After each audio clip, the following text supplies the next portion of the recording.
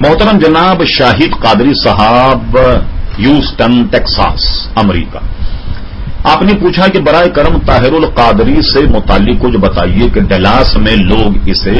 سنی کہتے ہیں، کیا یہ صحیح ہے؟ محترم شاہد قادری صاحب،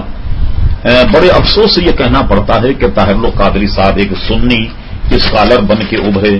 اور ان کے بے شمار مسائل جو اہل سنت جماعت کے لیے معیت اور مددگار تھے، بہت بڑی انہوں نے تنظیم بنائی اور اہل سنت جماعت کی خدمت کا بہت بڑا انہوں نے بیڑا اٹھایا۔ یہ کہ کچھ عرصے تک تو یہ صحیح چلتے رہو، اس کے بعد انہوں نے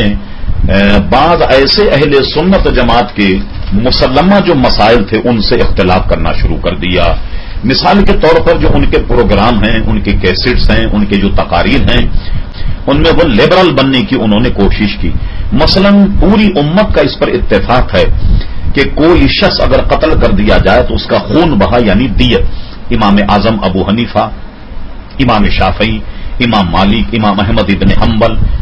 کسی بھی قاتل کی دیت کو، جو مرد ہو اس کی دیت کو پورا گردانتے۔ طاہر القادری صاحب نے اپنا ایک نیا مسئلہ نکال کر یہ بتایا کہ عورت کی نصف، جو علماء کہتے ہیں کہ عورت کی دیت جو نصف ہے، طاہر القادری صاحب کہتے ہیں کہ عورت کی دیت بھی پوری ہوگی، نصف نہیں ہوگی۔ ایک ایسے مسلمہ ایک اصول سے طاہر القادری صاحب نے بلا وجہ اختلاف کیا۔ ان کی تصریحات سے یہ پتہ لگتا ہے کہ وہ ہر ایک کے پیچھے نماز پڑھ لیتے ہیں، تو ظاہر ہے کہ ہم اہل سنت جماعت اس معاملے میں ہمارا موقف جو ہے بالکل دو ٹوک ہے کہ ہم سوائے اہل سنت کے کسی اور مسلک کے پیچھے جو ہیں وہ نماز نہیں پڑھتے۔ بعض باتیں ان میں ایسی ہیں کہ جن سے طاہر القادری صاحب کو علماء اہل سنت نے سخت اختلاف ان سے کیا، اس کی وجہ سے ہم ان کے پیروکار نہیں ہیں، لیکن یہ دعا کرتے ہیں کہ اللہ تبارک و تعالیٰ انہیں راہ راست عطا فرمائے۔